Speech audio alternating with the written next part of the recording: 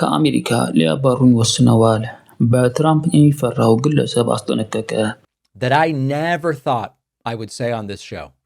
I have now been warned multiple times by immigration lawyers that I should not leave the country at this time. ግለሰቡ የአሜሪካ ዜጋ ነው።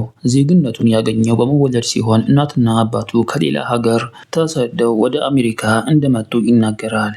ነገር ግን ሰሞኑን ከአሜሪካ የስደተኛ ጠበቃዎች በሰማው ዜና ክፉኛ እንደተጨነቀ እየተናገረ ይገኛል። በዩቲዩብ ላይ በትራምፕ አስተዳደር ከባድ ትችትና ማጋለጥ በመስራት የሚታወቀው ግለሰብ ቃል በቃል ከአሜሪካ ተሳስተ እንዳትወጣ የትራምፕ አገዛዝ ትንሽ ስህተት ፈልጎ በዛው ሊያስቀርህ ወስኗል የሚሉ አስደንጋጭ ዛቻዎች እየደረሱት እንደሆነ ገልጿል። ለቀናት በሚደርሱ ዛቻዎች ሌት ተቀን መረበሽ ውስጥ የገባው ሰው ስሙ ዴቪድ ፓክማን በመባል የሚታወቅ ታዋቂ ግለሰብ ነው። ትራምፕ ስልጣን ከጨበጠ ጀምሮ ያለማቋረጥ ትችት እየሰነዘረ በአጭር ጊዜ ውስጥ በሚሊዮኖች የሚቆጠሩ ተከታዮችን አፍርቷል። በጣም ወጣት፣ የሚናገራቸው ቃላቶች የበሰሉ፣ የሰሚን ቀልብ በቀላሉ የሚገዙ፣ ቀን በቀን የትራምፕ አገዛዝን እንቅስቃሴ በራሱ እየተረጎመ መሳጭ መረጃዎችን በማቅረቡ ላይ ይታወቃል። ይህ ግለሰብ በአሜሪካ የሚገኙ ታላላቅ የዜና አውታሮችን ጭምር በእይታ በልጦ እየተገኘ የመገኘቱ ነገር ለትራምፕ አገዛዝ ደስ የሚል ዜና አልሆነም።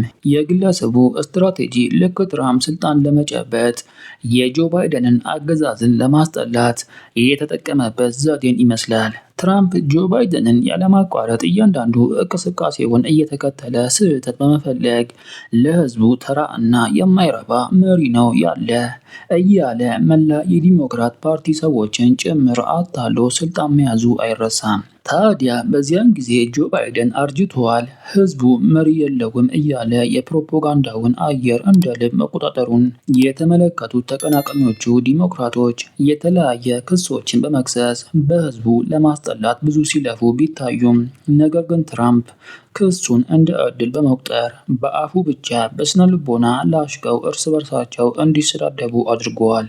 ዲሞክራቶች በትራምፕ ወጥመድ በቀላሉ ወድቀው መሪ እስከ መቀየር የደረሱ ሲሆን ነገር ግን ትራምፕ ዋና ዓላማው የስልጣን ዙፋኑ ስለነበረ ካሚላ ሃሪስን ልክ ጆ ባይደንን አፈናቅላ ስልጣን ላይ እንደወጣች አድርጎ ማስነገር የዘወትር ስራው ያደርገዋል። በዚህ መሃል የሰውየውን የብልጠት አካሄድ ያልተመለከቱት ዲሞክራቶች በመጨረሻም ተከፋፍለው ልክ እንደ ጅቡና በሬዎቹ ታሪክ ምርጫውን ረስተው እርስ በርሳቸው መቧቀስ የዘወትር ተግባራቸው አድርገው ከቆዩ በኋላ ለሽንፈት ይጋለጣሉ።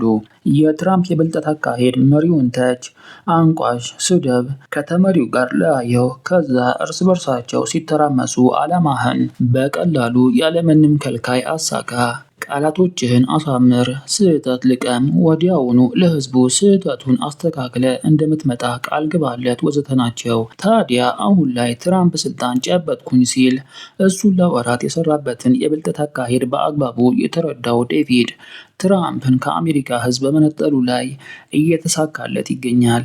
ዴቪድ ከትራምፕ ጋር እልህ በመያያዝ ትራምፕ በተነፈሰ ቁጥር በራሱ ቃላቶች እየከሸነ ለህዝቡ መጥፎ መሪ ነው የመረጥከው፣ አስከፊ ጊዜ ላይ ነው ያለነው፣ ሀብታሞች የሚፈነጩበት መድረክ ተከፍቷል፣ ዲሞክራሲ ሳይሆን የጨካኞች አገዛዝ ነው የተተከለው እያለ ቀን በቀን መረጃዎችን እየተናገረ የመገኘቱ ነገር ለትራምፕ ምንም ሊዋጥ አልቻለም።